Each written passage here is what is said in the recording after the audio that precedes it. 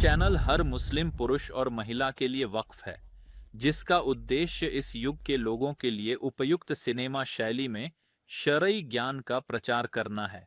पूरा चैनल का कंटेंट साझा और उपयोग के लिए उपलब्ध है, ताकि लोगों तक फायदेमंद ज्ञान पहुंचे, इस शर्त पर कि यह केवल अल्लाह की रजा के लिए हो। हम यह सुनिश्चित करते हैं कि हम अपने कार्यों में संगीत का उपयोग नहीं करते, बल्कि एक विशेष और इस्लामी मूल्यों के अनुकूल सिनेमा अनुभव प्राप्त करने के लिए प्राकृतिक और कृत्रिम ध्वनि प्रभावों पर निर्भर करते हैं। हमारी साथ मिलकर भलाई का संदेश फैलाएं और याद रखें कि भलाई की ओर मार्गदर्शन करने वाला उसका करने वाले के समान है, इसलिए ज्ञान फैलाने में भागीदारी करके उसे जरूरतमंदों तक पहुंचाएं।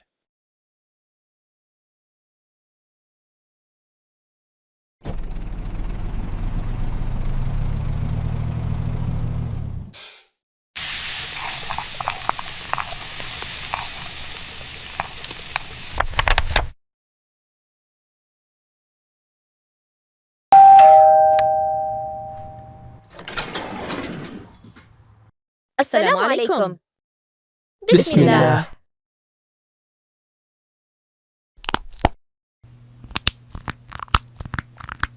आप में से कौन तौहीद के 3 प्रकारों में से एक का उल्लेख कर सकता है? जो लोग तौहीद की 3 श्रेणियों और उनके अर्थों को गहराई से समझना चाहते हैं, वे सिनेमा की नज़र से अक़ीदह श्रृंखला के तीसरे एपिसोड में एक व्यापक व्याख्या पाएंगे। रुबूबियत का एकेश्वरवाद। मेरे पिता। शाबाश, भगवान आपको आशीर्वाद दें। रब की तौहीद के 3 प्रकारों में से एक है, जैसा कि पहले बताया गया था, और इसका एक महान स्थान है क्योंकि यह भगवान में विश्वास की नींव है।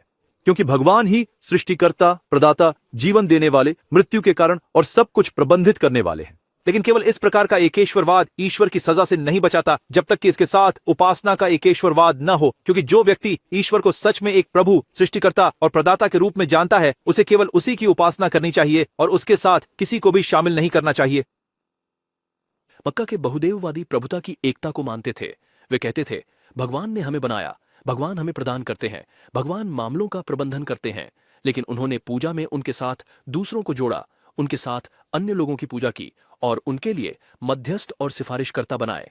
सर्वशक्तिमान ईश्वर ने कहा, और उनमें से अधिकांश ईश्वर पर विश्वास नहीं करते, सिवाय इसके कि वे उसके साथ दूसरों को जोड़ते हैं।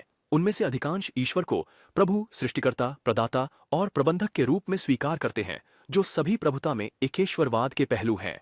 फिर भी वे पूजा में उनके साथ दूसरों को जोड़ते हैं, जैसे मूर्तियां और प्रतिमाएं जो न तो हानि पहुंचाती हैं, न लाभ देती हैं, न देती हैं, न रोकती हैं। और इस सामान्य स्वीकार्यता के बावजूद जो बहुदेववादियों ने भगवान की प्रभुता के बारे में की, यह उन्हें इस्लाम में नहीं लाया। इसके बजाय भगवान ने उन्हें बहुदेववादी और अविश्वासी ठहराया और उन्हें आग और उसमें अनंत निवास की धमकी दी। इसलिए केवल प्रभुता की एकता को स्वीकार करना पर्याप्त नहीं है, बल्कि सेवक को पूजा की एकता का भी पालन करना चाहिए। केवल भगवान की पूजा करनी चाहिए और उनके साथ किसी को भी साझेदार नहीं बनाना चाहिए।